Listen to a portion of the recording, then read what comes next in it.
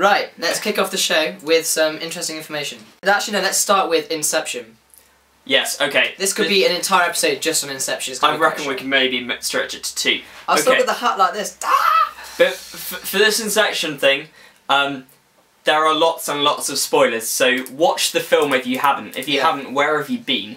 Yeah. Okay, so the main point of discussion is, was it all a dream? Or is it all a dream at the kind of happily ever after bit at the end? If you've seen it, this will make sense, because at the end, the spinny thing... Which tells you whether it's the real world or not. They kind of don't show whether it's falling over or not. Which will make no sense if you haven't seen it. Anyway, we're going to assume from here that you have seen it. Why? And how? Hello. And welcome to the Luke Minad and Matt Jackson Show, the 3rd episode. So what do you think, Luke? I think, well, you know what I think. I think it's not a dream. I think it's actually real. See, I want to think that. See, I used to be an optimist, so yeah, I quite like it to be a happy ending, but you've changed.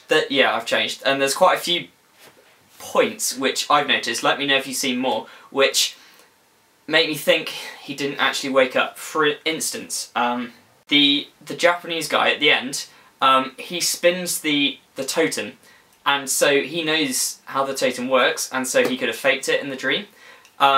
Also, why would killing them wake them up? Because Cobb's already been stabbed by his wife and then gets killed by like this giant storm which knocks down the entire city, and then he just wakes up in limbo again.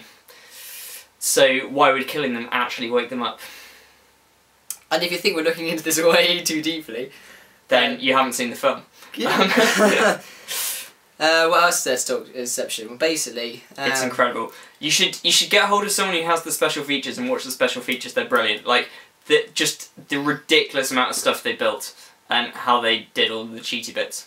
Like they built a giant rig and built a corridor in it so they could spin it so they could have gravity at all different directions. And they built a bar on like a giant seesaw, and they had to do auditions for extras so that to see if the extras could actually like cope with the room changing to 45 degrees every so often. Wow. So yeah. They also actually built that giant snow fortress and then blew it up, but it didn't blow up right, so they had to build a model and blow that up, and it didn't blow up right the first time, so they had to build it again.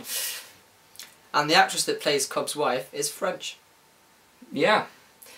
Also, architectural point, you should like this. Right, the first few times I saw it, I've seen it several times, I really didn't like the Limbo City, because it's like, if I had a dream world for 50 years, that is not what it would look like. But the reason it looked like that is because it's kind of going through the different kind of decades of architecture, because they're both architects. So it's got kind of 50s buildings going to 60s buildings, and then off into kind of self-sustaining giant skyscraper-y things in the distance. And then it's got all the memory things, and so I think that's slightly cooler, because I didn't get it when I first saw it. So I'm not an architect. Johnny Depp lives in France as well. Luke's talks in